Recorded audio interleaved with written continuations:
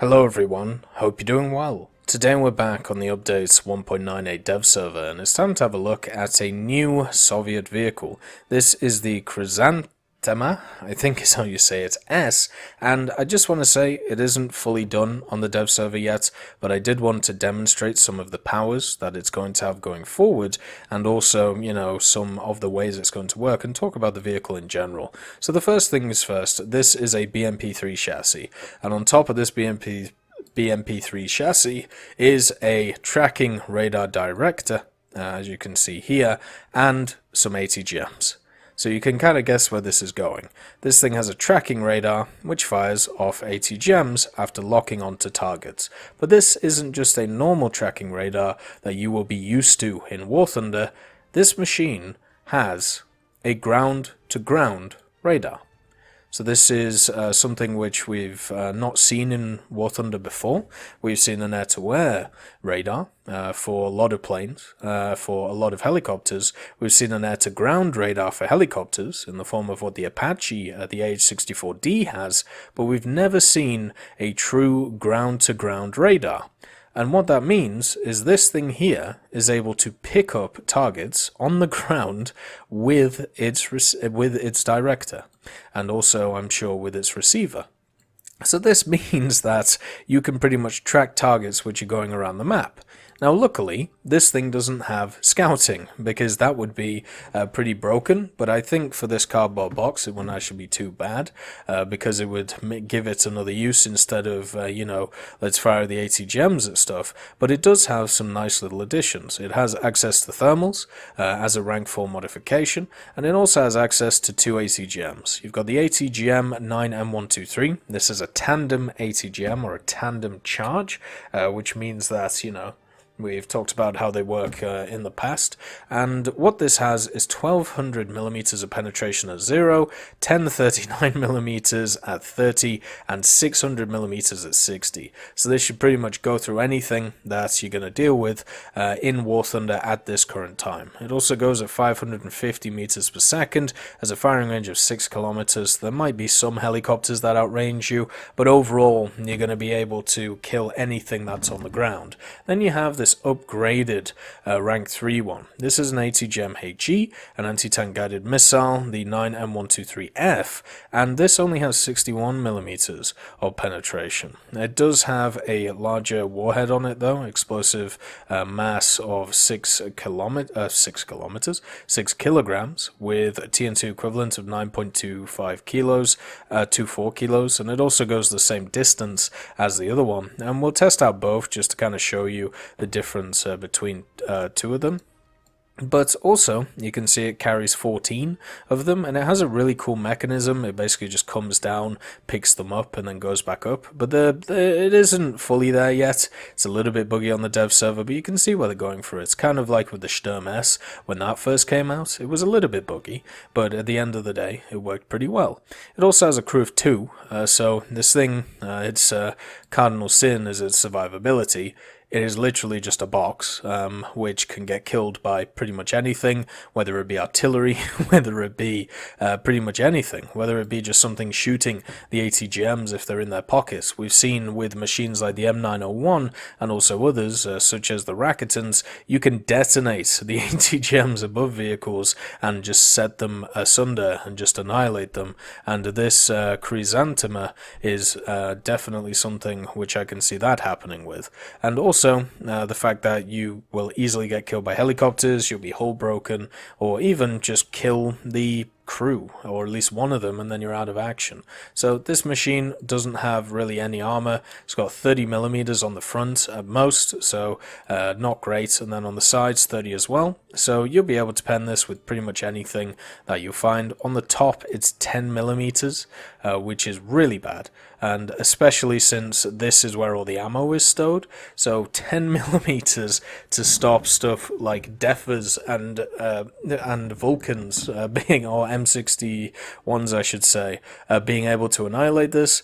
not so good. And taking out the tracking radar, this is only 15 millimeters, so damaging this, I'm sure, will damage the radar, and you might not even be able to repair it, which would be incredibly annoying to use at the end of the day. So it also has some pretty cool skins, and I would like to see, more skins as usual, but at least this thing has access to the more modern Soviet skins.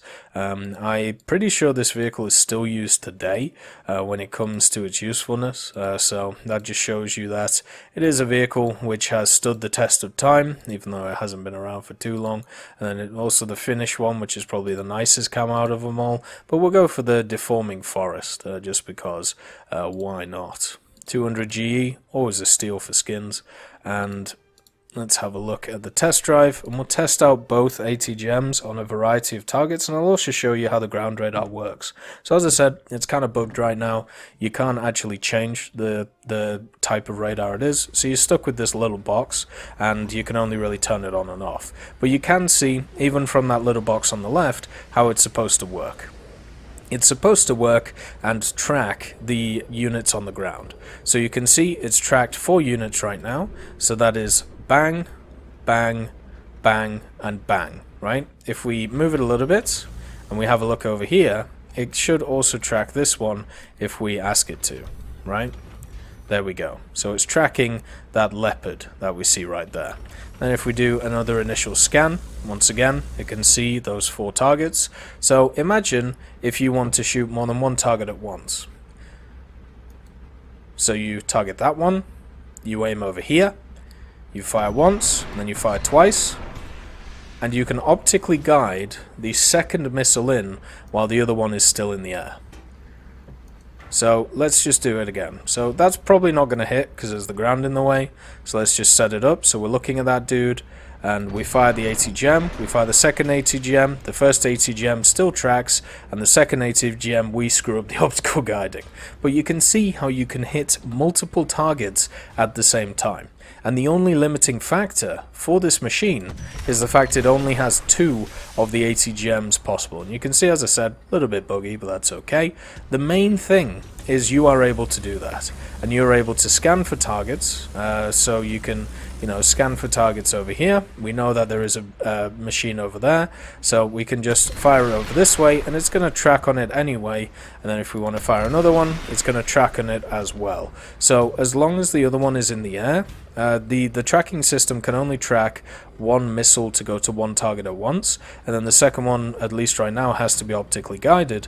But if you're a person who just wants to try and watch the world burn, you could maybe try and track 2 targets at once if you want to give it a go. So the first thing is I want to get rid of these two things. And the reason is because we're going to try the other ATGMs that are available. This radar also technically tracks planes. It doesn't do it in a great way, if I remember correctly. Like because the problem it has, or maybe no, it does, but it's kind of hard to tell because I can't change the radar. But the main understanding that I have is it can track planes and it can annihilate them. So actually no, let's shoot the thing with the ERA with the missile. There we go, and then let's do this. So it didn't do too much to the Centurion. I don't think it actually did anything to the Centurion, but how about to the M60? So it swings around, boom. Seems to be doing a little bit, but not enough to really justify it, and then pop. I don't know. HE's always a weird one, man. It's always an odd one. Like, I know there's a Bradley coming over here, and normally what you can do with radar, if you've ever used it before, once you lock on, you can just instantly fire, and so you don't even really have to aim. So let's say, oh, there's a target over here. Oh, found it, fire. So you can just guide it in, and as long as that vehicle stays in your field of view, this cone that you have on the left, you can just obliterate it however you feel like. And that's a powerful feeling. That really is a powerful feeling. And also, the as you can see, the 80 gems can go full 90 to the right, and if you have a look at the left, it should also be full 90. Nope, it is only to here because the radar gets in the way, so that is something you have to think about. But if you just want to optically guide them, you know, you don't want to fuss with the radar thing, you can do that too. So it's either radar guided or it's optically guided. Simple as. And, you know, you can just keep firing, keep screwing up the... Oops. You can keep firing, keep screwing up all of the general enemies in the area, and just give them a hard time, because why not? At the end of the day, it's just a little bit of fun with a vehicle with a slightly different mechanic, which you generally don't see.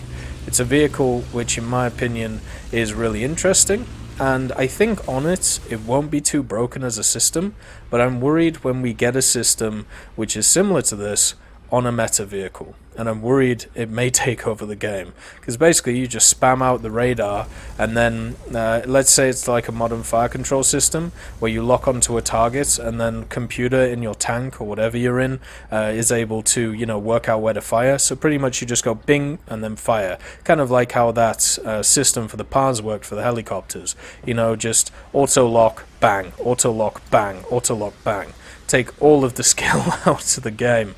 So on a machine like this, I don't think it would be too bad, but on a machine that would be meta, I think it could honestly be game breaking as a system.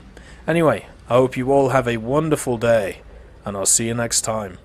I'd just like to thank Eugene's Terry, Daniel Stanton, Blackie, Elove Goat, Jay Wilt, Martinez, B. Young, Chris Giltnane, Trigger Hippie, Ambrosius McClellan, and also Samuel Slick for supporting the channel.